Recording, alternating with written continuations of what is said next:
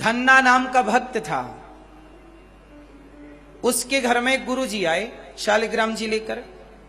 तो बोला गुरुजी ये कौन है? बोले भगवान है। तो धन्ना बोला कि ये भगवान आप मुझे दे दो। गुरुजी बोले नहीं, मैं अपने भगवान नहीं दूंगा। धन्ना मचल बच्चा था 7 साल का, नहीं मुझे तो गुरुजी आपके भगवान चाहिए, ये भगवान बड़े प्यारे। शालिग्राम जी थे चिकने चिकने, लाओ दो। नहीं, अब जिद पकड़ लिया, भोजन नहीं करूंगा, बच्चा दो बच्चा, बाल हट। तो गुरुजी बोला छह काम कर, मैं तेरे लिए कल लाऊंगा। अब गुरुजी गए वहां, नदी, कोई यहां की घटना नहीं है चक्री नदी की, कहीं और की घटना है। तो वहां गए तो काला काला पत्थर नदी में मिल ही जाता है, हर नदी में। तो काला पत्थर उठा के ले आए। गुरुजी बोले मैं अपने भगवान छोरा को काय को दे, तो बच्चा है आज जिद कर रहा है, ये तो फेंक देगा। तो गुरुजी एक काला सा पत्थर लाए, चंदन टीका लगाए और रख दिया। बोले ये तेरे लिए भगवान, ये भगवान। जबकि वो सामान्य पत्थर था, कोई शालिग्राम जी की प्रतिमा नहीं थी, पत्थर था। ले गया, अब सदन धन्ना को दिया, लो। अब धन्ना को गुरुजी ने बोला तुलसी चढ़ाया कर, चंदन लगाया कर, भोग लगा के खाया कर। मैया ने रोटी दी कि जा गैया चराने का टाइम हो गया, जा गैया चराया। अचार रोटी दी, अचार रोटी खाया नहीं, बोले मैं खेत में खा लूंगा। गैया चराने गया, गोद जेब से भगवान को निकाला और बोला गुरुजी ने बोला है प्रभु खाओ, पहले आप खाओ। छोटा बच्चा था, जानता वानता कुछ नहीं था, बस गुरुजी ने कहा कि खिला के खाना है। तो वो रोटी निकाला, अचार लगाया, बोले खाओ।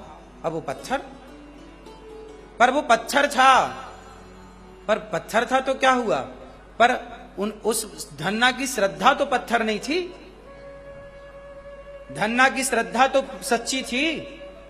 भगवान असली है कि नकली इससे फर्क नहीं पड़ता, आपकी श्रद्धा असली है कि नकली इससे फर्क पड़ता है। भगवान तो कण-कण में है, हर पत्थर में है। कौन सा पत्थर है जिसमें वो ना पाए जाते हो? कौन सा कण है जहां वो ना पाए जाते हो? हरि व्यापक सर्वत्र समाना, सर्वम खल विदम ब्रह्म, निज प्रभु मैं देखहि जगत कहि सन करहि विरोध। कहां नहीं है ईश्वर? अब वो धन्ना नाम का बच्चा था, उसने क्या किया कि भोजन कराया, नहीं खाए भगवान, आए नहीं। तो वो रोने लगा, बच्चा था, हे भगवान हमें बड़ी भूख लगी है। गुरुजी ने बोला कि नारायण नारायण बोला करने का नाम श्रीमन नारायण है।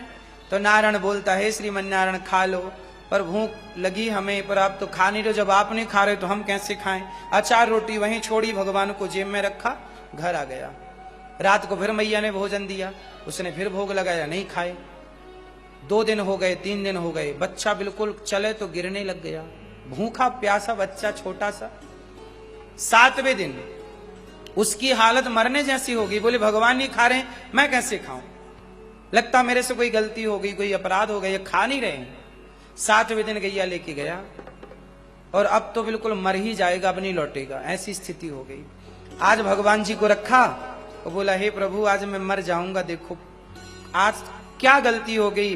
रोने लगा, हे श्रीमन नारायण भोग लगा लो, हे प्रभु प्रसाद पालो, हे प्रभु खा लो, हे प्रभु खाओ। जब भक्त की भक्ति ऐसी सच्ची सरल निष्कपट देखी तो भगवान को दया आ गई। और वो सामान्य पत्थर था, कोई शालिग्राम जी नहीं थे, उस पत्थर से भगवान प्रकट हो गए। और गोपाल जी का रूप सामान्य कृष्ण कन्हैया छोटे से बांसुरी लेकर आए, ग्वाला कमर में फेंटा बांध करके और एक सिर पर पगड़ी बांध कर आए, मानो वो भी ग्वाला हो, गैया चराए भी किताई आए। कहा बेटा ला, खुद खाए, उसे भी खवाया और कहा एक काम कर तू सो, आज मैं तेरी गैया चराता हूं। धन्ना सोता और भगवान उसकी गैया चराते। ये सत्य घटना है इस कलिकाल की, भक्तमाल की चर्चा है। उसी धन कथा बहुत बड़ी है, मैंने केवल सार तत्व सुनाया आपको। उसी धन्ना के नाम से कहावत चालू हो गई। बाद में वो धन्ना साधु संतों की सेवा करता, बड़ा हो गया कोई साधु संतों की सेवा। भगवान ने उसे इतना धन दिया कि बेटा तू धनवान बन और सेवा कर। धनवान ईश्वर आपको बनाए तो समझ लेना कि ईश्वर आपसे साधु संतों की, दीन दुखियों की सेवा कराना चाहते हैं। धन इसलिए नहीं दिया कि तुम निकाल निकाल के सारा तिजोरियों में पैक करते रहो। धन दिया है धर्म के लिए, परोपकार के लिए, सेवा के लिए। सेवा करने से धन्ना सेवा करने लग गए। धन्ना जाट, उन्हीं से बाद में कहावत हो गई कि धन्ना जाट नितने अन्न क्षेत्र चलवाए, गली गली कंबल, सबको कपड़े, जिसके कपड़े नहीं है कपड़े, रोटी नहीं है रोटी, घर नहीं, सबको दिया। तब लोग कहने लगे यार धन्ना जाट, ये तो तब से कहावत हो गई यार हम कोई धन्ना सेठ हैं क्या। लोग नहीं कहते यार तुम ऐसे खर्च करो, धन्ना सेठ हो क्या। तो धन्ना सेठ कहां से आया, धन्ना जाट से। हम आपको केवल ये बता रहे हैं कि प्रहलाद के लिए खंबे से भगवान निकल आए। यदि प्रहलाद जैसी भक्ति आपकी होगी, प्रहलाद जैसा विश्वास और समर्पण आपका होगा, तो जब प्रहलाद के लिए खंबे से भगवान प्रकट हुए तो तुम्हारे लिए सालिग्राम जी से प्रकट नहीं हो जाएंगे। इसलिए मेरी मां, भगवान को सबने देखा है, सैकड़ों सैकड़ों बार देखा है, लेकिन दुर्योधन ने देखा तो पर पहचान नहीं पाया। आकर चले गए, क्या दुर्योधन पहचान पाया? वो तो यही कहता रहा कि तो ग्वारिया है, यशोदा का छोरा है, गैया चराने वाला। नहीं पहचान पाया। क्या रावण राम को पहचान पाया? रावण तो बड़ा ज्ञानी था, रावण जितना ज्ञानी कौन होगा। क्या वो रावण पहचान पाया राम को? वनवासी कहता था, तो तू वनवासी है, वनवासी है। जब राम को रावण नहीं पहचान पाया, कृष्ण को कंस और दुर्योधन नहीं पहचान पाया, तो आपके बगल में आके भगवान बैठ जाएं तो आप पहचान पाओगे। इसलिए कहता हूं केवल पत्थर और पशुपति नाथ जी में ही नहीं, जिसे देखो भगवान के भाव से ही देखा करो, ये भगवान ही है। ना जाने किस रूप में, ना जाने किस रूप में नारायण मिल जाएं। भगवान आप सबको मिल चुके हैं, बस पहचान लो। मंदिर में जो पशुपतिनाथ जी हैं, ये भगवान का अर्चा विग्रह है। कौन सा विग्रह है? अर्चा विग्रह। कलिकाल, ये देखो आप सबके घर में गोपाल जी तो होंगे। गोपाल जी कौन है? साक्षात भगवान है। ये कोई मूर्तियां नहीं होती, बस इन्हें देखने का एक अपना नजरिया होता है। एक बात बताओ, आपके कमर में, सिर में, कंधे पे, हाथ में, पांव में कभी दर्द होता है? बोलो हाँ। कभी कभी किसी किसी के होता है दर्द। बताओ दर्द होता है तो दर्द को आप दिखा पाते हो डॉक्टर को? डॉक्टर को हाथ दिखा पाओगे, पर हाथ में दर्द कहां है? आप कहोगे यहां दर्द है, यहां दर्द है, लेकिन यहां तो ये दिख रहा है, ये हिस्सा, दर्द तो नहीं दिख रहा है ना। क्या दर्द दिखाया जा सकता है? मैया बोलो, दर्द दिखाया जा सकता है? जैसे दर्द है तो सही, पर दिखाया नहीं जा सकता, पर दर्द को महसूस किया जा सकता है। उसी तरह ईश्वर जो है उसे महसूस किया जा सकता है प्रेम और भक्ति के द्वारा, देखा और दिखाया नहीं जा सकता। ये देखने और दिखाने का विषय नहीं है, ये महसूस का विषय है कि आप यदि प्रेम करती हो, जैसे एक बेटा आपसे सवाल करे, चलो थोड़ी देर के लिए मैं आपका बेटा, आप मेरी मां। अब मैं आपसे एक सवाल करता हूं, माना कि आपका बेटा आपसे सवाल कर रहा है, एक बेटा आपसे सवाल कर रहा है, बताओ आप अपने बेटे से प्यार करती हो या नहीं? हाँ या ना में उत्तर करती हो। चलो बताओ, आप मेरे से प्यार करती हो, अर्थात मैं आपका बेटा, आप मेरी मां, आप मेरे से प्यार करती हो? हाँ। तो ये बताओ कितना प्यार करती हो? मैं कैसे मानूं कि आप मेरे से प्यार करती हो? एक बेटा अपनी मां से सवाल कर ले कि मैं कैसे मानूं कि मां तू मेरे से प्यार करती है, तो मां कैसे समझाएगी? आप समझाओ जरा मेरे को, आप समझाओ, कैसे समझाओगी कि बेटा मैं तेरे से ऐसे प्यार करती हूं? ऐसे प्यार का कोई प्रमाण है?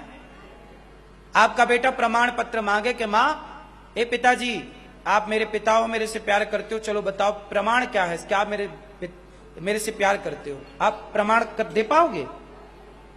बोलो नहीं। लेकिन प्रमाण ना देने से यह सिद्ध नहीं होता कि मां बाप प्यार नहीं करते। मां बाप बहुत प्यार करते हैं अपनी संतानों से, पर वो प्रमाण कभी नहीं दे पाएंगे। उसी तरह ईश्वर प्रमाण का विषय है ही नहीं। जैसे बच्चे को बाप कभी नहीं समझा सकता कि मैं तेरे से कितना प्यार करता हूं, ऐसे भगवान कितना प्यार करते हैं आप लोगों से, ये आपको कोई कभी नहीं समझा सकता। ये तो आपको महसूस, ये तो बच्चे को महसूस करना पड़ता है खुद को कि मेरे माँ बाप मेरे से कितना प्यार करते हैं।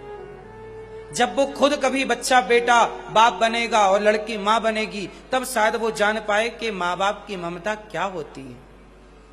जब कोई भक्त बन जाता है तब ईश्वर की ममता को पहचान पाता है कि ईश्वर कितने करुणा करते हैं, कितनी दया करते हैं। जैसे दर्द को देखा और दिखाया नहीं जा सकता, महसूस किया जा सकता है, ईश्वर को भी महसूस किया जा सकता है। ईश्वर महसूस का विषय है, ना कि देखने और दिखाने का। इस लफड़े में मत पड़ो, इस चक्कर में ना पड़ जाना। मिश्री में मिठास है कि नहीं? क्या उस मिठास को देखा जा सकता है?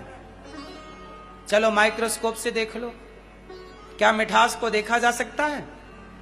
जोर से। मिठास को देखा नहीं जा सकता, पर जिह्वा पे रखोगे तो स्वाद आएगा। ऐसे ईश्वर को देखा तो नहीं जा सकता, लेकिन यदि प्रेम करोगे तो प्रेम में आपको ईश्वर का स्वाद मिलना स्टार्ट हो जाएगा। इसलिए मंदिर जाया करो तो इस भाव से जाया करो कि ये भगवान है। यदि आप इसी भाव से गए कि तो पत्थर की मूर्ति है, तो पत्थर की मूर्ति जब भाव में रख के जाओगे तो वहां भगवान का दर्शन कैसे होगा? वहां तो पत्थर नजर आएगा कि तो पत्थर है। इसलिए भगवान उस प्रेम की तरह है, जैसे माँ और बेटे के बीच में एक प्रेम है, जिस प्रेम को कोई देख नहीं सकता, जिस प्रेम को कोई और जान नहीं सकता। मेरे मन की बातें या मैं जानूं या वो जाने। पति और पत्नी का प्रेम कितना है, ये तीसरा क्या जानेगा? जानेगा? बोलो। बस ऐसी भक्त और भगवान के बीच में क्या है, शबरी कैसी है ये राम जानते हैं, और राम कैसे हैं शबरी जानती है। तीसरा कौन जानेगा?